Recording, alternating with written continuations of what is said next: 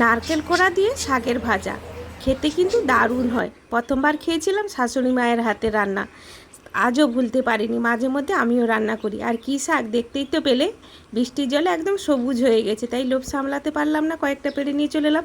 বাছার একটু ঝামেলা হয়, কিন্তু খেতে খুবই সুস্বাদু। ছোট ছোট ডাঁটাগুলোকেও ফেলে দিচ্ছি, ওগুলো একটু শক্ত হয়। শাকটাকে কুচিয়ে নেব।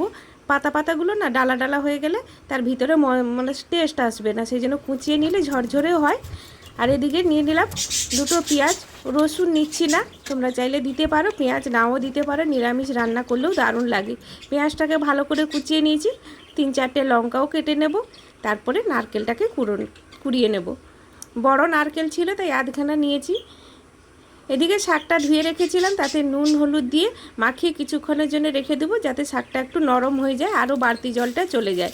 তেল গরম হয়ে গেছে, ফোড়ন দিলাম, লঙ্কা দিলাম, পেঁয়াজ দিলাম, ভালো করে ভাজা হয়ে গেছে। এবার দিয়ে দিলাম শাকটা। ঢাকা চাপা দিয়ে গ্যাস কমিয়ে কিছুক্ষণ শাকটাকে একটু ভালো করে ভেজে নেব। তারপরে দেব নারকেল কোড়াটা।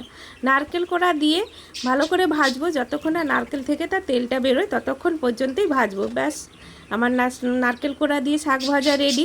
রান্না বা রান্নার ভিডিও যদি ভালো লেগে থাকে অবশ্যই একটা লাইক কমেন্ট করে দিয়ে একটু পাশে থেকো।